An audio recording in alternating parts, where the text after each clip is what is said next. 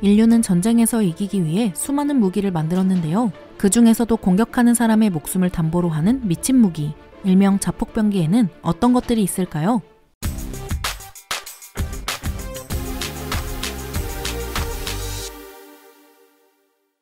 안녕하세요. 지식스토리입니다. 이번에는 많은 전쟁을 겪으며 일본이 만들어낸 끔찍한 자폭병기들에 대해 알아보겠습니다. 과거 일본은 겁도 없이 자고 있던 미국의 코수염을 건드리는데요. 바로 진주만 공습을 시행합니다. 이는 미국이 본격적으로 2차 대전에 참전할 명분을 만들어주었죠. 하지만 아무리 막강한 미국이라도 선제 공격을 빼앗겼으니 전쟁 초반부에는 일본을 상대로 꽤나 고전했습니다. 그러나 미국은 이 정도로 무너질 나라가 아니죠. 승기는 갈수록 미국 쪽으로 기울었고 조급해진 일본은 점점 구석으로 몰렸습니다. 어떻게든 전황을 반전해야 했던 일본은 맞으면서도 상대를 때리기 시작하는데요. 이 과정에서 적들에게 더 큰 피해를 안기고 동시에 일본인들은 절대 굴복하지 않는다는 것을 보여주기 위해 엄청난 병기들을 탄생시킵니다. 바로 자폭병기의 탄생이죠. 2차 대전 당시 일본은 강력한 해군 전력을 보유한 국가였습니다. 따라서 적함을 공격할 수 있는 어뢰도 많았는데요. 하지만 당시 해전의 트렌드가 전함에서 항공모함으로 옮겨감에 따라 그 많은 어뢰를 쓸 일이 줄어들었습니다. 항공기는 한 포보다 먼 거리에서 적함을 공격하니 어뢰를 쓰고 싶어도 쓸 수가 없었죠. 하지만 미군에게 패배만을 거듭하던 일본은 이 어뢰를 어떻게든 써야 했고 이에 어뢰를 사람이 직접 조종하게 만드는데요. 그 강력한 어뢰를 사람이 조종하면 더 멀리 또 더 정확히 사용할 수 있지 않을까? 라는 미친 발상을 하게 된 것입니다. 처음에는 사람이 어뢰에 탑승해 조종하다가 충돌 직전에 조종사를 탈출시키는 방향으로 설계를 진행했는데요. 그런데 전쟁이 치러지는 바다는 파도가 생각보다 거셌습니다. 여러 요인들로 인해 결국 탑승한 사람이 충돌할 때까지 조종하지 않는다면 피격이 어려웠습니다. 그렇게 설계에서 탈출 장치가 제외되며 일본의 주력 어뢰였던 93식 어뢰는 사람이 탑승할 수 있는 자폭 어뢰로 재탄생합니다. 이를 가이텐이라고 명명했죠. 가이텐은 잠수함에 실려 적함으로 발사되었습니다. 제대로 터지기만 한다면 780kg의 화약이 터지며 미국에게 엄청난 피해를 줄 수 있었는데요. 하지만 이게 쉬웠을까요? 애초에 조종할 수 없는 어뢰를 조종하도록 개조한다 한들 제대로 될 리가 없습니다. 거기다 어뢰에선 유독가스가 흘러나오는 치명적인 결함도 있었던 만큼 완성도가 떨어지는 무기였습니다. 일본도 이 사실을 알고 있었지만 어차피 죽을 사람이니 별로 신경 쓰지 않았죠. 심지어 가이텐을 실은 잠수함은 발사도 하기 전에 탐지되어 격침당하는 일도 태반이었습니다. 이런 상황에 일본은 포기하는 것이 아니라 더 발전한 자폭어뢰를 만들어버립니다. 바로 카이류라는 잠수함을 배치하는데 이는 가이텐과 달리 잠수함으로 두 발의 어뢰를 탑재해 적함을 공격하고 어뢰가 떨어지면 배 자체로 들이받아 자폭하는 무기였습니다. 잠수함의 머리에 600kg의 폭약이 들어있어 엄청난 피해를 안겨줄 수 있는 무기였습니다. 애초에 잠수함으로 개발되어 조종도 쉬웠지만 상대가 미국이었으니 성과는 가이텐과 별로 다를 바가 없었습니다. 하늘에서도 일본의 만행은 이어집니다. 전투기를 타고 적의 함정에 자폭 공격을 한 카미카제는 다들 들어보셨을 텐데요. 항공기에 달린 폭탄을 전부 쓰고 나면 항공기도 하나의 미사일이 되어 적에게 달려들었습니다. 이번에 살펴볼 트루기는 카미카제의 발전형이라고 불릴 만큼 자폭에 특화된 무기라고 볼 수 있습니다. 기존의 카미카제로 사용된 전투기인 제로세는 정상적인 전투기로 적과의 교전을 위해 기총 같은 무장이 달려 있었습니다. 하지만 트루기는 이런 기본적인 무장도 없었으며 500에서 800kg의 폭탄 한 발이 무장의 전부였는데요. 기존의 카미카제처럼 적과 교전하고 나서 달려드는 것이 아닌 적의 공격을 어떻게든 피해가며 적을 향해 달려드는 무기였습니다. 카미카제보다 더 심한 무기라고 볼 수 있죠.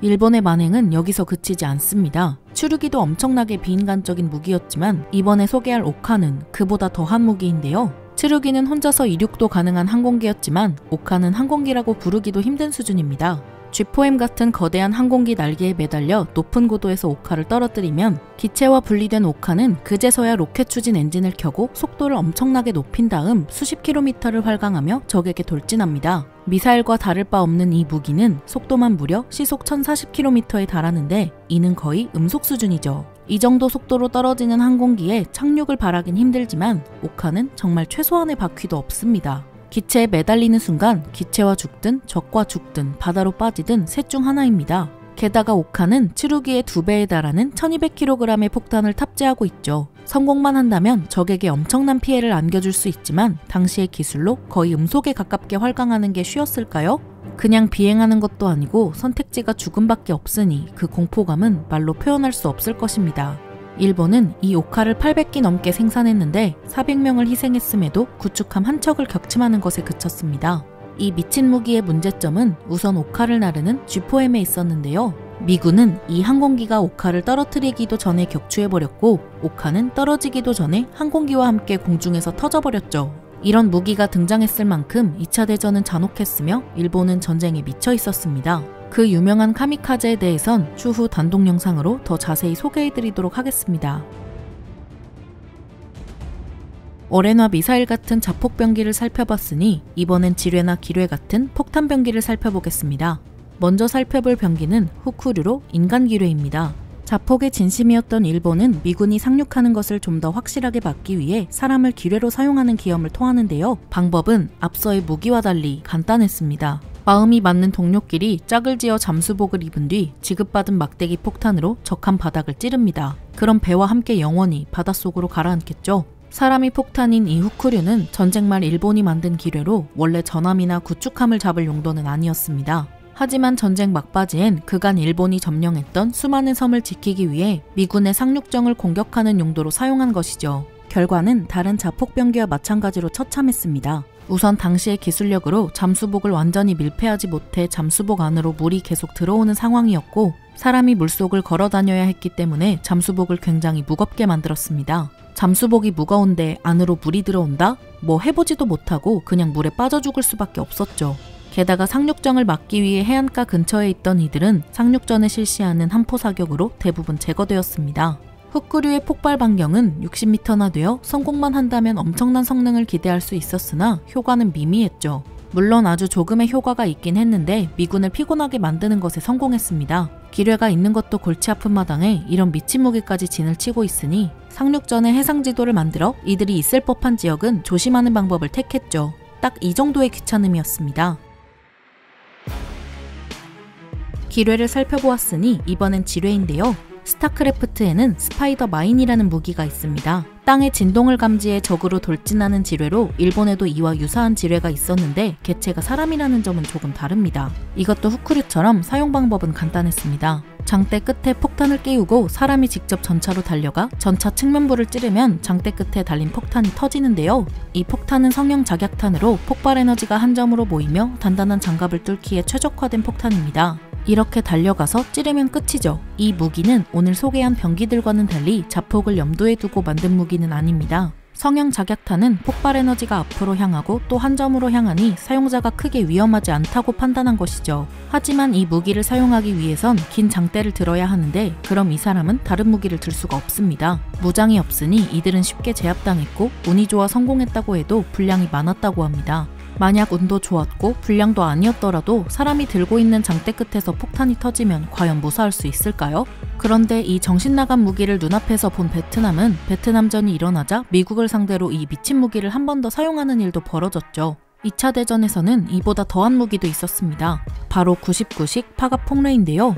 몰래 숨어 있다가 전차에 달려들어 자석 폭탄을 붙이는 이 방식은 사용자와 폭탄이 떨어져 있으니 폭발에선 안전할 수 있었지만 폭발력이 약해 전차에 큰 피해를 주진 못했습니다. 이를 보완하기 위해 폭탄을 6개씩 묶기도 했지만 폭탄을 붙이려 접근하는 도중 사살되는 경우가 대부분이었죠. 일본의 자폭병기, 그 마지막입니다. 바로 적함에 달려들어 터지는 자폭함정 시뇨보트인데요. 일본은 수상전에서 더 이상 미국의 상대가 되지 않고 나라 자체도 망조에 들어서고 있었으니 작은 보트에 폭탄을 가득 실어 적함을 향해 보냅니다. 이 보트의 배수량은 1톤에 불과했을 정도로 작았으며 속도는 불과 시속 30km밖에 되지 않았죠. 이 정도면 미군의 해상 표적선밖에 되지 않을 것 같지만 일본은 나름 머리를 굴려 이걸 밤에 사용합니다. 어두운 밤에 작은 배가 움직이는 방식이면 드디어 일본의 자폭병기가 성공을 거두었을까요? 살며시 다가가 적함에 꽝 하고 부딪히면 적에게 엄청난 충격과 공포를 선사할 것 같은데 이는 일본의 상상 속에서나 가능한 일이었습니다. 태평양의 물살은 일본의 생각보다 훨씬 거칠어 이 작은 보트는 제대로 뜨지도 못하고 가라앉았습니다. 그리고 다가간다 하더라도 소총만으로도 충분히 제압할 수 있는 약하디 약한 선박이었죠. 일본은 6,000척이라는 어마어마한 양을 생산했지만 실제 피해는 얼마 주지도 못했습니다. 이렇게 일본은 2차 대전 동안 사람들을 희생하는 비상식적인 무기를 만들어 전쟁의 패전을 늦추고 결과를 바꾸고자 했는데요. 하지만 그 모든 무기는 별다른 효용성도 없었고 애꿎은 사람들만 희생되는 결과를 낳았습니다. 이 중엔 강제로 징집된 조선인들도 다수 포함되어 있었죠. 전쟁은 사람들을 미치게 만들고 제대로 된 사고를 하지 못하게 만듭니다. 그 과정이 거듭되다 보면 누구도 승리하지 못하고 있는 처참한 상황이 이어지죠. 지구상 어떤 분쟁도 벌어지지 않았으면 하지만 혹여 벌어지더라도 사람의 목숨을 이토록 가볍게 여기는 상황이 두 번 다시 반복되지 않았으면 좋겠습니다. 이렇게 2차 대전 당시 일본이 만들었던 아주 극단적인 무기들에 대해 알아보았는데요. 영상이 유익하셨다면 구독과 좋아요 부탁드립니다. 감사합니다. 지식스토리였습니다.